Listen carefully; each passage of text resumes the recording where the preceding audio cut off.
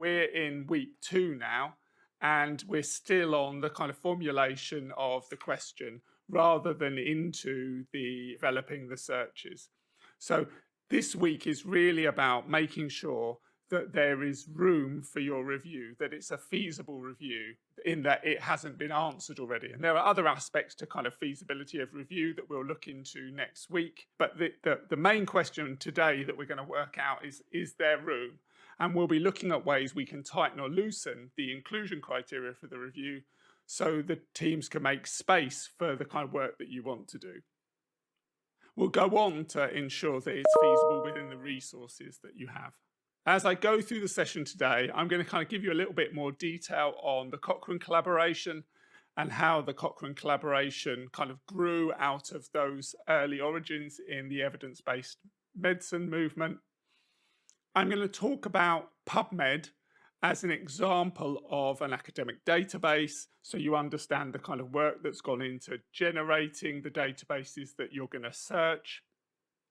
And I'm going to give some examples of taking a research question, breaking it down into the PICO elements, and searching for systematic reviews in the Cochrane database for systematic reviews and in PubMed. I'm also going to briefly introduce to you the Campbell Collaboration, which is kind of like Cochrane for non-healthcare questions. And then I'm going to talk you through some ways that you can iterate your PICO elements to identify whether there might be some space between reviews that already exist. Some of you may be working in an area where there's not been lots of systematic reviews, and the next question will be, is there enough primary evidence for you to undertake a review? But some of you will be in an area where there's already lots of review activity, and some of those reviews may be relatively recent and may be perfectly overlapping with the question that you're looking to answer. And so it would be a waste of your time to just rerun what they've already done. And so during this session, we're going to kind of look for gaps between the existing reviews that are there. The learning objectives for today are that you're able to formulate a deliverable question. That's what we're working on at the moment. So last week, we talked about the influence of Archie Cochrane and the relationship between the work on evidence-based medicine at McMaster and the work by Ian Chalmers on the Oxford database of perinatal trials. I'm going to go into a little bit more detail of how we got from that to the structure that we have now. But in terms of the beginning, you know that Archie Cochrane's early work inspired Ian Chalmers, and in particular, Archie Cochrane identified obstetrics and gynecology as a discipline where evidence was most necessary. And so in response to Cochrane's challenges, staff at the National Perinatal Epidemiology Unit in Oxford developed a database of controlled trials from a collection of reports of trials in perinatal care and began to establish the foundation for an international collaboration to prepare critical summaries of the studies included in the register. And I just wanted to flag up Anne Anderson, who was a contributor to the stream of thinking that led to this work, that gave birth to evidence-based healthcare and evidence synthesis. She was a clinically qualified reproductive physiologist with an interest in women's health, and she contributed to Effectiveness and Satisfaction in Antenatal Care in 1982, which was edited by Murray Enkin, who was Ian Chalmers' mentor, and Ian Chalmers was a co-editor on that book. And before she died, she was discussing with Mark Kiersey and Ian Chalmers the possibility of co-editing a companion volume to their work on elective birth. But unfortunately, she died of breast cancer in 1983. Anne Anderson was only 46 when she died. And so Cochrane have created an Anne Anderson Award to recognise and stimulate individuals contributing to the enhancements of women's visibility and participation in Cochrane leadership. And the award is given to a Cochrane member who's contributed meaningfully to the promotion of women as leaders and contributors to Cochrane. And the Anne Anderson Award winner receives a plaque from Cochrane honouring the award winner's contributions, as well as the cash award, which the recipient designates to a woman from a low resource setting to contribute to Cochrane activities. So from last week, you'll remember Ian Chalmers, Murray Enkin and Mark Kiersey published Effective Care in Pregnancy and Childbirth in 1989. and they dedicated that book in part to Anne. Effective care in pregnancy and childbirth through its systematic approach to assessing research literature is widely acknowledged as the work that birthed evidence synthesis and Cochrane. The Cochrane symbol has a forest plot in the middle that's going to pop up, and that represents the analysis of the data that went into that work. But the data in the book was a time slice, so a snapshot of the state of research evidence at the time of submission. And so the analyses were frozen in time. They had the idea of keeping the research up to date with a database called the Oxford Database of Perinatal Trials, which gets called ODPT because it's ODPT. And it was published twice yearly, and it was published initially on huge floppy 5.5-inch discs and then later on 3.5-inch diskettes. And these were distributed on a subscription basis with newsletters like the one shown there, highlighting new or substantially revised findings. The ODPT went beyond storing the references to clinical trials like you might be used to seeing in a systematic review. It also included the raw data from clinical trials and meta-analyses. And the tables in the books that were published were generated from the database. And so a software program was written that would step through the database and produce graphs and figures for delivery to the publisher of the book. And so this all became kind of part of the activity, keeping this data set live and ongoing. And the data from different outcomes following the interventions were considered part of the overview. And within each part, the software could display data from study and produce a statistical summary. And so there was a structured kind of approach to the database, and that meant that if the reader could understand and interpret one graph, they could apply that understanding to all the overviews in the database, and thereby kind of bringing the reader closer to the researcher in terms of the understanding of what went into the production of the findings. Cochrane, as an organization, is synthesizing evidence, and that evidence has previously perhaps not been implemented, and it's the activity of synthesizing that evidence that leads to subsequent wider implementation. And I'm going to describe to you now the structure of Cochrane so that you can see how the kind of work that they do leads to those kind of changes in practice. So initially, you had kind of Archie Cochrane's kind of effectiveness and efficiency, which drew attention to kind of the ignorance of the evidence that existed for treatments. And the outline plans were made after that came out, and there was funding for the perinatal epidemiology unit at Oxford in the late 70s. And similarly, over in the States, there was funding from the US Public Health Service, along with the Department of Health, to gather together the evidence around perinatal medicine. And Kay Dickerson's work on investigating publication bias was part of that activity in the mid-80s. During the period of 1985 to 1990, people were kind of getting together and collaborating to start to prepare for systematic reviews of controlled trials, particularly in pregnancy and childbirth and the neonatal period. You had the Oxford Database of Perinatal Trials, the Guide to Effective Care in Pregnancy and Childbirth that we've talked about in '89, and then the maintenance of those systematic reviews with the database being kind of sent out on discs and with newsletters from '89 to '92. And then in 1992, encouraged by the reception of the systematic reviews and their effects on care around pregnancy and childbirth, Professor Michael Peckham, who was the first Director of Research and Development for the British National Health Service, approved funding for a Cochrane Centre to facilitate the preparation of systematic reviews of randomised controlled trials of healthcare. And his son, Daniel, is my consultant. And unfortunately, Professor Peckham passed away just in August. But his work as Director of research and development is what led to the establishment of the Cochrane Centre. So in 1992, Ian Chalmers met with the gang over at McMaster to develop the principles for a global organisation. And in the same year, there was a centre opened in Oxford, and additional funds were pledged by Nuffield Provincial Hospital Trust and the Swedish Council on Technology Assessment. And then they developed an electronic journal that supported the kind of sharing of data more widely. In the US, the National Library of Medicine agreed to support the identification of controlled trials. So you could imagine part of the task of undertaking a systematic review is that you need to identify the controlled trials.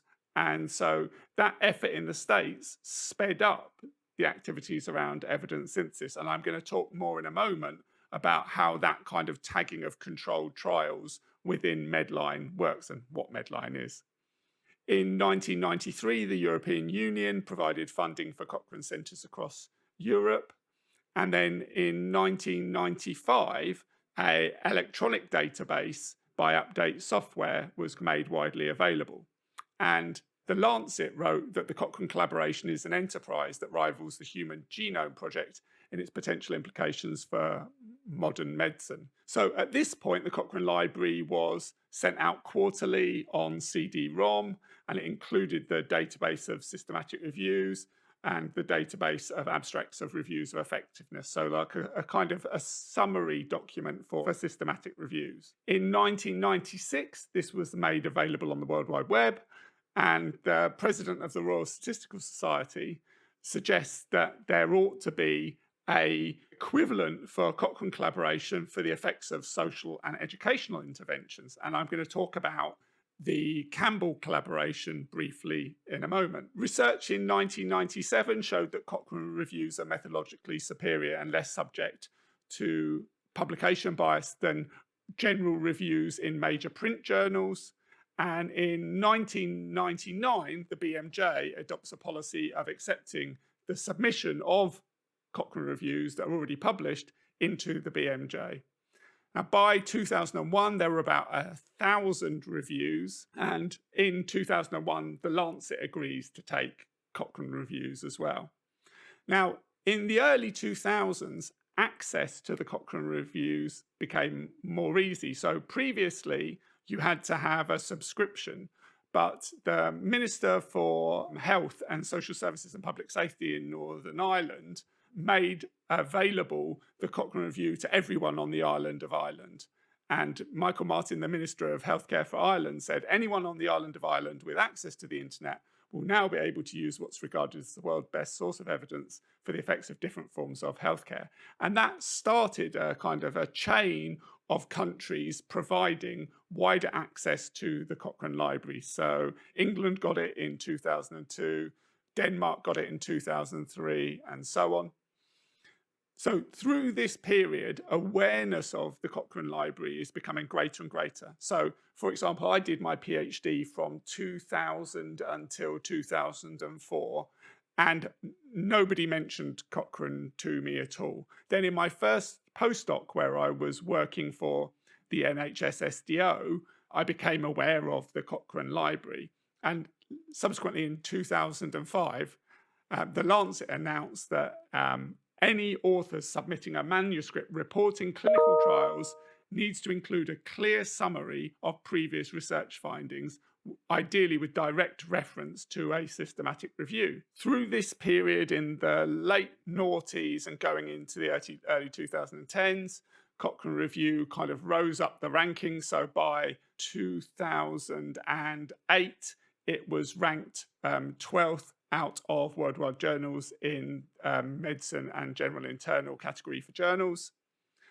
So the influence of Cochrane got wider. You will remember the early work was around publication bias, so people not publishing null results or just not publishing results.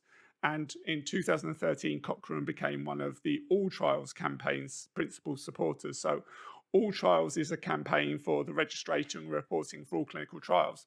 So say, for example, I've got a pet intervention, let's call it behavioral activation, which is a way of getting people to self-monitor and plan and undertake behaviors that support their life practically and in terms of its meaning. And I really thought that behavioral activation definitely worked, and I was a real advocate of behavioral activation. Say I did a study and it didn't work, I might not tell anybody about it, and I might conduct a few studies and not tell anybody about it, and then I might do one and it works. Well, if the only one that I publish is the one that works, other users of that evidence might get a false perception of the efficacy of my pet intervention. And the same would be true for pharmacological treatments. So all trials is a campaign that before any trial is undertaken, it's registered and the protocol is reported. Now, I've got on this page here, this is the old structure of the Cochrane collaboration. So you had a steering group up in the top left, and then you had Cochrane centres, which were the kind of national organising centres. You had a consumer network, and then the Cochrane activities were organised by fields or by review groups or by a particular method group. So these were the kind of groups that undertook the day-to-day activity of kind of organising the systematic reviews. And you had a Cochrane database of systematic reviews, which is where all the systematic reviews that are completed are published. And then you had a database of abstracts of reviews of effects. So this is a kind of database that describes very simply the findings of systematic reviews, both in Cochrane and elsewhere. You have the Cochrane Central Register of Controlled Trials. So that's where all the controlled trials are stored, which then can be used for inclusion in systematic reviews. Then you had a methodology register, a health technology assessment database. So a health technology assessment is a funding stream from NIHR, which supports the evaluation of health technologies. And then you had an economic evaluation database. So this is how it used to be, and this is how I used to describe it. Things have got a lot more complicated as Cochrane has grown. So I'm not going to go and describe that to you now, but the kind of the takeaway message is there is a lot of organisation to support all the activity of Cochrane, because there are lots of aspects to a review that require expertise. And so Cochrane supports all that kind of background activity to ensure that if you propose a review that's supported by Cochrane, you have expertise available to you in the different methodological features that are required to undertake a high quality review. I can't simplify the kind of organisation of Cochrane more, but the library itself, which is the kind of the outputs of the Cochrane review, that's relatively straightforward now. So the database of economic evaluations, that's been removed. The database of abstracts of review effects have been removed. The HDA library has gone elsewhere. So now in the Cochrane library, we just have 3 products. So we've got the Cochrane database of systematic reviews. So this is the leading resource for systematic reviews in healthcare. It contains all Cochrane reviews and all protocols prepared by Cochrane review groups. So each of these reviews has been prepared and supervised by a review group, so an editorial team that checks it, appraises it, and supports the synthesis of all empirical evidence that meets a pre-specified eligibility criteria to answer a specific question. The Cochrane reviews, much like ODPT was in the 80s, are regularly updated to reflect new findings when evidence becomes available, because new studies can change the conclusions of a review. So in the slides that we played earlier, the evidence that currently exists had to exist many decades before. But one thing you can do with a Cochrane review is describe the size of the effect in the opposite direction that would be required to nullify the findings. And at some point, those size of those effects become nonsense, like they're just incomprehensibly large. So you can quantify the evidence that would be required to null the existing findings. Reviews are written according to reporting guidelines. Cochrane has a Cochrane manual, which is available online and as a book. And non-Cochrane interventions have reporting guidelines called PRISMA, which I'm going to talk about in more depth in a later session. In this session, we're going to talk about PRISMA item 3, which talks about inclusion-exclusion criteria and how you can use that to iterate your inclusion criteria to narrow or tighten the number of studies that are included. The other thing that gets included in the Cochrane database of systematic reviews are protocols. So the protocols outline the questions review authors are addressing. They detail the criteria against which studies will be assessed for inclusion, which is what we're working towards. And they describe how we'll manage the review process. The protocol outlines the process for identifying, assessing, and summarizing the review. And you make that public, so there is a record of how the authors intend to answer the research question, and thereby avoiding biases as the review proceeds. So it may seem odd to you that you'd think people would be biased in their inclusion or exclusion of a review, but if you have a vested interest in demonstrating that particular treatment is effective, you can see how there might be incentives for you to be biased in the studies that you include or exclude. So, and I'm not calling this a bias, but my first postdoc was working on augmenting an existing review of treatments to promote adherence to medication. And the inclusion criteria for that review were really explicit. And one of the inclusion criteria was that they would only include studies that assess the intervention to promote treatment adherence if they had a 6-month clinical outcome. Okay.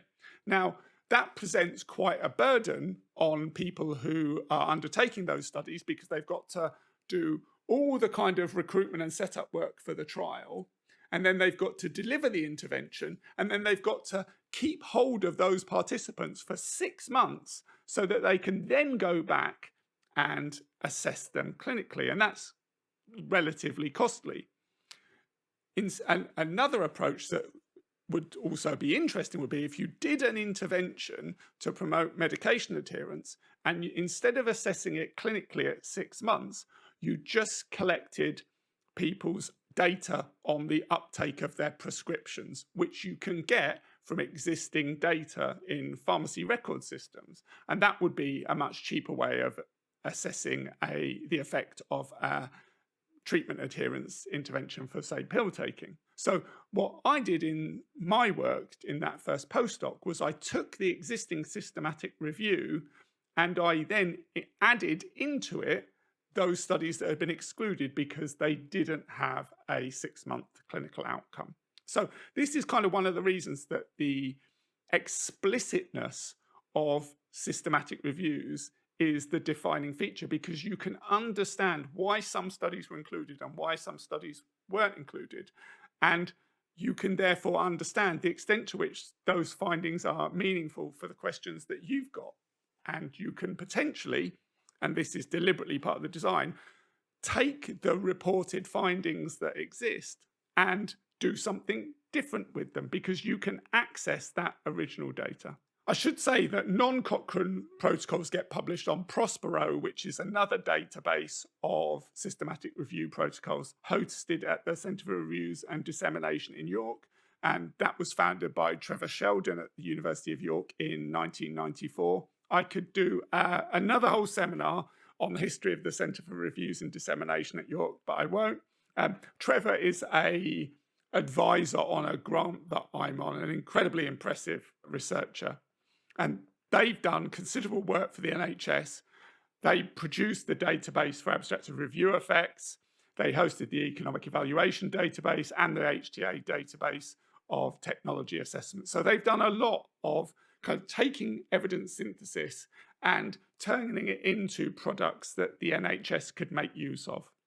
The next product that exists within the Cochrane Library is Central, the identification of all relevant reports of controlled trials by Cochrane review groups is a critical step in conducting a systematic review. Although reviews aren't defined by their comprehensiveness, if there are concerns about whether all relevant trials have been identified, that will call into question the results of the review.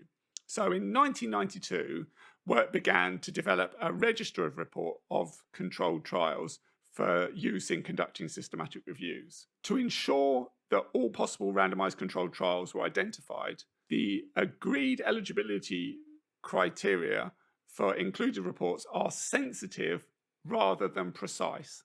So sensitivity is defined as the proportion of the total number of known trial reports identified by a search, and precision is identified as the proportion of citations retrieved by a search that actually described controlled trials. And central includes all articles that could definitely or possibly describe trials. Essentially, central is like a catch-all bucket for reports that contain controlled trials. So central is a really good place to look if what you want are randomized controlled trials or controlled trials. Now, central records are mostly taken from PubMed or Embase, but they're also taken from published and unpublished search sources, including CINAHL, clinicaltrials.gov, and the WHO's International Trial Registry platform. So you'll notice as we go through the module that you're often finding the same things over and over because lots of these platforms have overlapping records. And one of the activities that we'll be doing when we've got EndNote is doing deduplication and cleaning out records that appear multiple times in multiple databases. And one of the joys of that process is that these databases don't always include exactly the same data. So it's really hard to automate the process of deduplication. The other thing to bear in mind is that all Cochrane review groups, so for example, I'm interested in one called Airways because the Airways review groups look after the systematic reviews of the condition that I have. All review groups contain a collection of control trials relevant to its own area of interest, and these are called specialized registers. And unique content not identified in PubMed, etc., is in these specialized registers, and these get put into central. They also may contain items that are not relevant to the individual fields of interest, but they're also added to central. And also some Cochrane centres, so some kind of geographic centres, search the general healthcare literature in their country, and those also contribute to central. And until 2017, this work was done by a mixture of searching and hand screening. Welcome to Cochrane Crowd. Cochrane exists so that healthcare decisions get better.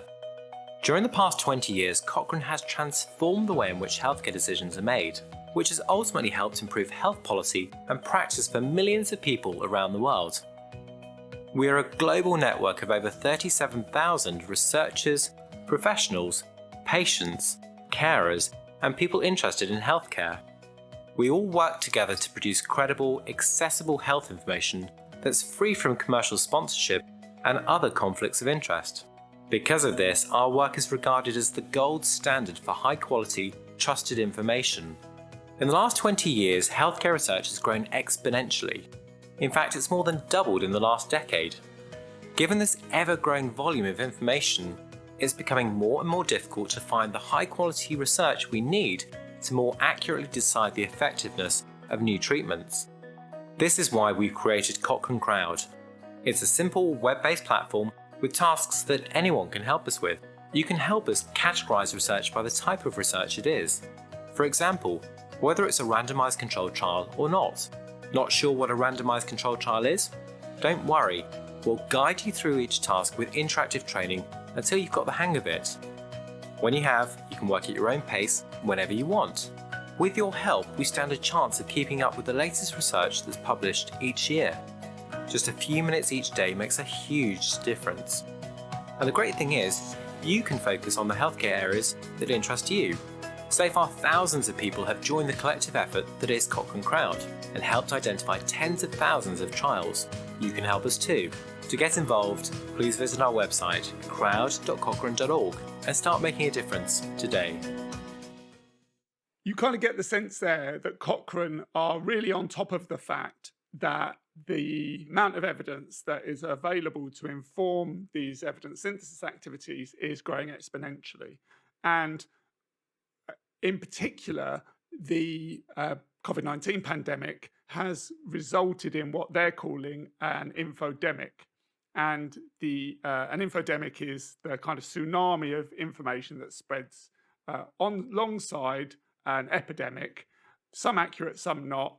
And the size of it is such that it cannot be eliminated and it needs to be managed.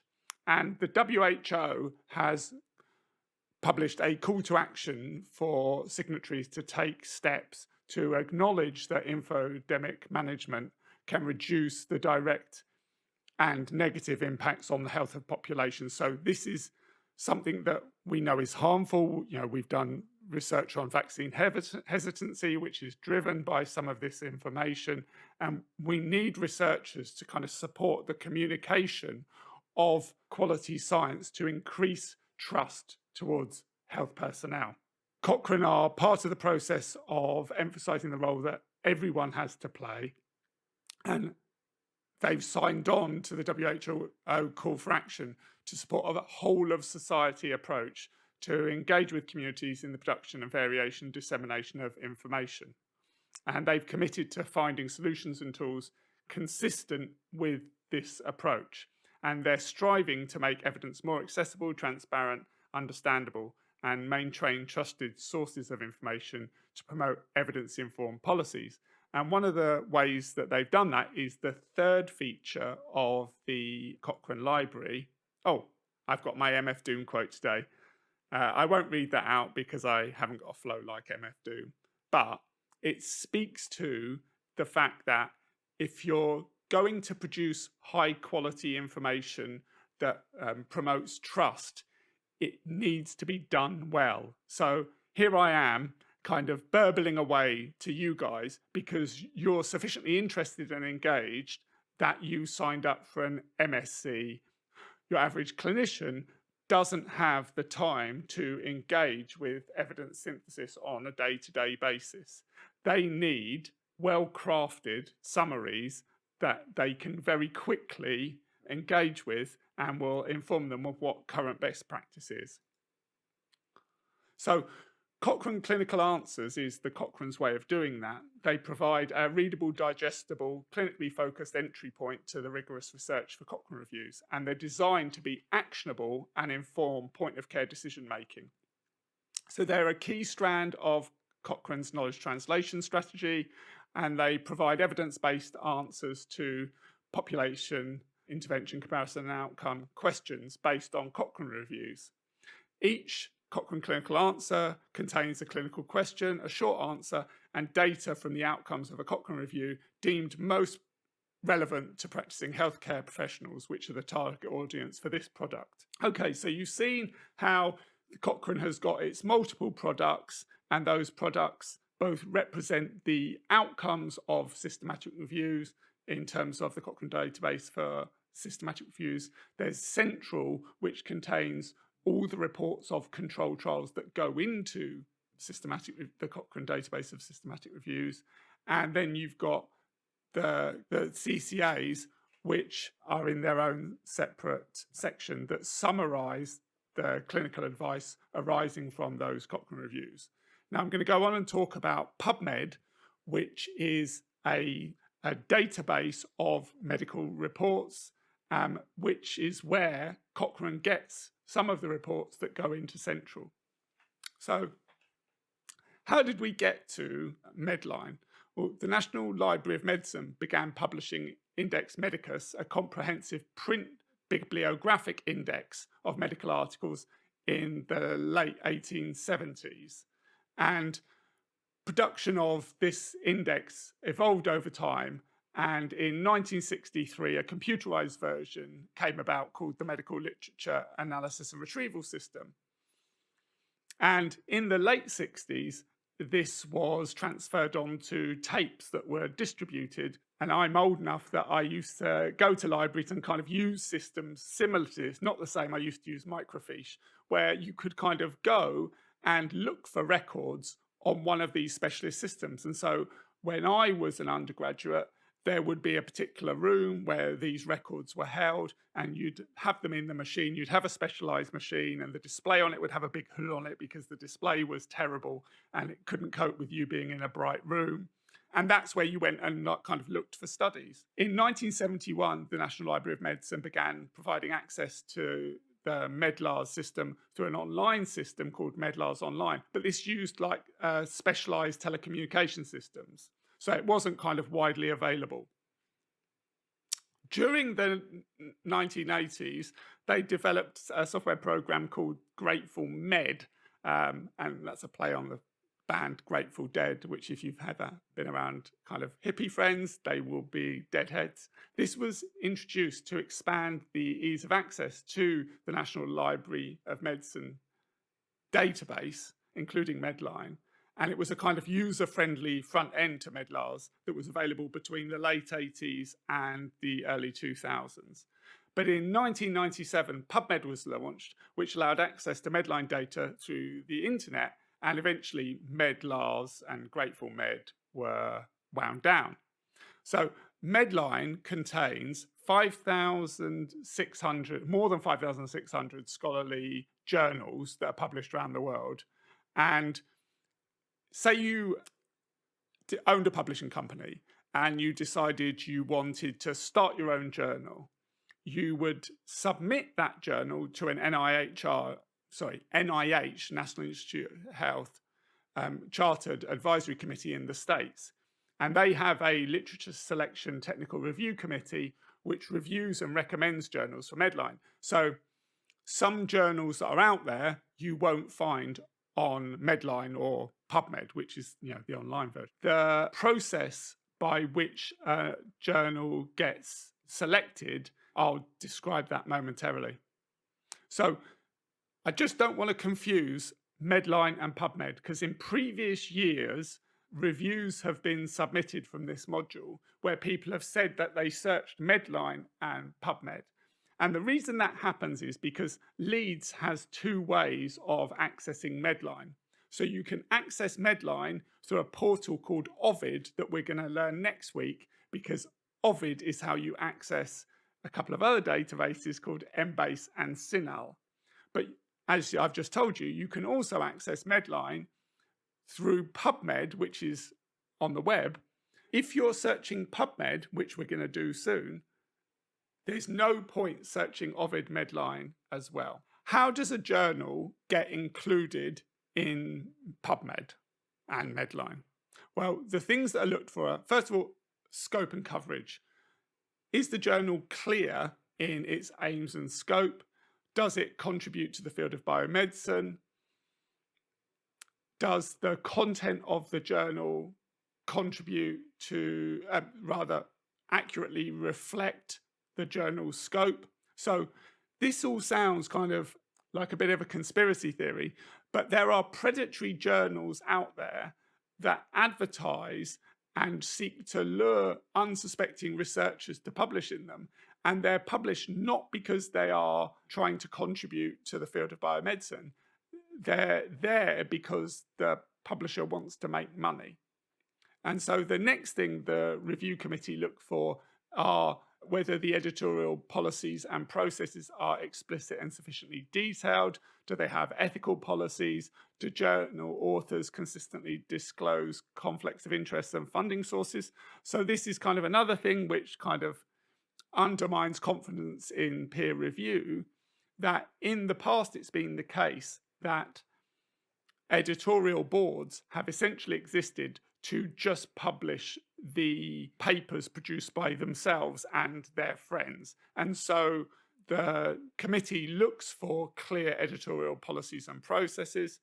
They also look at scientific rigor. So are study aims within the journals clearly stated and logical? Are there clear rationale and justifications for conducting the studies, and so on? And lastly, production and administration. So does the journal look like it has a publication frequency and volume that speaks to the sustainability of the journal? Is the journal well produced? So are figures clear and not blurry and fuzzy? Are they well annotated? And is broadly the writing clear, concise, and logical? And lastly, the last thing they look at is impact. So they look at the overall significance of the journal and whether the journal critically synthesizes and organizes knowledge in its field. So you will see in lesser journals, as you kind of get used to trawling through journals, on their home pages, often they'll say, now indexed in PubMed, or now indexed in Medline, because it's a marker of quality, particularly for new journals. Okay, so I've talked about the lead into Cochrane, and I've talked about the structure of Cochrane. I've talked about particularly about the database of the Cochrane database of systematic reviews. I've talked about Central, which is the register of controlled trials. I've talked about their CCA product, which provides advice to clinicians. And then I've gone on to talk about how Medline works. And as you know, Medline feeds into Central. And now what I'm going to do is talk about the process for checking that there is room for your review. I've hurt my hip at the moment running too much, and it's really sore. But because of my lung condition, I need to keep my chest clear. And the drugs that I have to keep my chest clear also affect my voice, which is my voice sounds so croaky, and I don't want to take more drugs. So what can I do while I can't run? Well, one thing I can do is yoga. So I've got my little yoga mat down beside me. And the question I've got is, does doing this yoga help? So am I wasting my time doing yoga while I can't run? Will it help me clear my airways? And so the population that I'm interested in is people with COPD, and I'll say why it's people with COPD in a moment.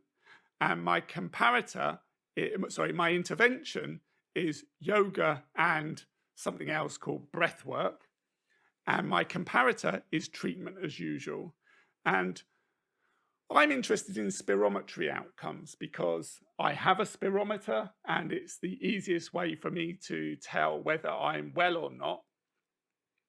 Most of the time, studies in this area get judged on something called exacerbations, which is when people like me go from kind of cruising along, generally knowing that we're unwell, to we're in a really bad way and we might get put in hospital. And the study design I'm interested in is randomized control trials. So I've gone on PubMed, and what I've done is I've searched for COPD on PubMed, but not for a systematic review, just I've searched for it. And when in PubMed you search for COPD, it then produces a results page, and you can then in filters apply systematic review filter. And so my second search was COPD filtered by systematic reviews. My second search keeps that filter on, and I've searched for yoga. I've then searched for breath work on line 4.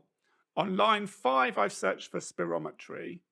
And on line 6, I've combined lines 3 and 4. And I've done that because I'm interested in whether yoga works or whether breath works. So I've said I'm happy to look at either yoga or breath work. In line 7, I've tried to combine line 2, which is COPD, and line 5, which is breathwork or yoga, with line 6, which is spirometry. So what I've said is I'm looking for systematic reviews in COPD that have looked at yoga or breathwork with an outcome of spirometry, and there are none there. So I've then gone to look and see, are there other reviews that are related that just look at COPD and 6 spirometry? And yes, there are 41. And then I've looked at whether there are reviews that look at COPD and yoga and breathwork, and there are 64 out there. And I've also looked to see whether there are reviews out there that look at yoga and breathwork and spirometry, so ignoring COPD. So you can see by doing that, I've kind of looked around to see whether I can identify related reviews in the area given that there are none that seem to overlap precisely. And it's as we interrogate those reviews that we get to find out what's out there and how they overlap with what we're interested in. How will you do this? You're going to go onto the PubMed website and you are going to try and register. And the reason that you want to register on the PubMed website is that it then allows you to save all your searches so you can come back and look at what you've done. Now, last night when I was looking at PubMed, they have closed direct registration for some reason, but you can still register by using a series of services. So I'm an ORCID user, which is an identity tool for researchers. I could log in that way, but you could also, I think, log in through Facebook or through Google or through a variety of other services. So you want to register. And then what you want to do is search one domain at a time until you've covered the population, intervention, comparator if it's relevant, and outcome. We're filtering things by systematic review. And each time you check the reviews and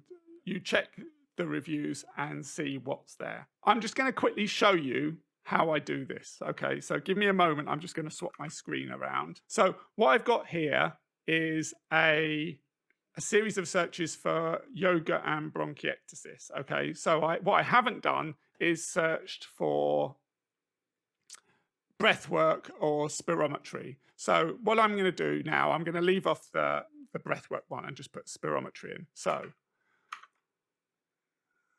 here I am on the PubMed webpage. I'm in the advanced search builder. I'm going to pop in here spirometry. And I'm going to add it to my search box. And then I'm going to hit search. Okay. So you can see down here, I've got the filters at the side. And I'm going to click systematic review. And now this result contains all of the systematic reviews that might look at spirometry. Okay. So now I'm going to go back to the advanced search. And you can see here that I've got spirometry and systematic review. And it turns out that these ones below, I forgot to apply the systematic review filter. So I'm going to do yoga. And you can see up the top, a systematic review is already applied. I'm going to add that to my query box and hit search. And you can see systematic review has stayed applied. And now I've got that there as line 6. And then lastly, I'm going to search for bronchiectasis and search. And again, systematic reviews are applied. And then I'm going to combine them. So the first thing I'm going to do is combine bronchiectasis, the population, with the intervention, which is yoga. So I'm going to type line 7, so #7, and #6, and hit search. And no results were found. So none looking at bronchiectasis and yoga. So I'm going to go back to the advanced search and I'm going to see if anybody's looked at bronchiectasis and spirometry. So that's 7 and 5. And you can see now results start to appear. So how many results there? So 6. So I can go through those and look to see how they are. And the last thing I'm going to look at is whether anyone's looked at yoga and spirometry. So that's 6 and 5. Okay, and just one result.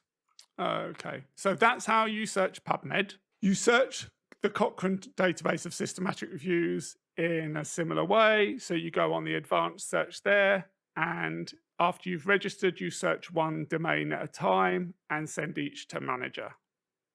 And so let me just quickly show you that. Okay, so here I am in the Cochrane Library Advanced Search Tool. I'm in Search Manager, and I've done searches for bronchiectasis and yoga. And let me just do one more for you. Okay, so I've got bronchiectasis and yoga in there, and I'm going to search 1 and 2 and see if there's anything in here. And there's none in there. So I'm now going to search spirometry in here. So let's have a look at that. I'm going to hit search limits. I'm interested in Cochrane reviews. I'm applying these limits in search, and I'm going to run the search. Okay, so in terms of Cochrane reviews, there are 22 reviews. So I'm going to send that over to Search Manager. Right, so that's 5 is the one that I'm interested in. Now I'm going to look at bronchiectasis and spirometry. So #1 and #4. And that gives me 3 reviews. So I can go and look at those.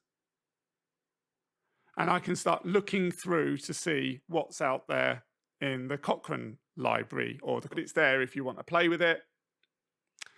I'm going to make out of at the end of the week, but essentially it's imagine Cochrane for questions on health related. It came out of by Ian Chalmers again, and in 1996 Adrian Smith, who was the president of the Royal Statistical, what's so special about medicine?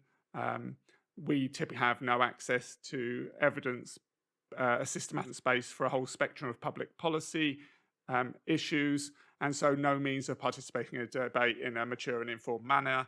And he gave examples of what we might need. So he gave the example of reoffending, and a separate centre, a separate number of centres that undertake Cochrane-style evidence synthesis for areas that wouldn't be in Cochrane. Now, in terms of educational outcomes, there's a whole series of reviews in there. So PubMed, and you search the Cochrane database of matter reviews and don't find anything, have a look on the Campbell Collaboration website. You might find reviews in there. Okay, in terms of iterating, if you find that you've got the key things to do are change or adjust your definition of your population or intervention or comparator. So one of the things that I'm seeing for bronchiectasis is there's nothing out there, and maybe it's because there are no studies out there.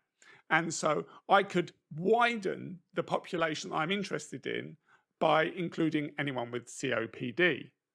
Similarly, I was interested in yoga, but among a family of forms of exercise that might help people with my condition. So I might want to include yoga and breathwork and Pilates.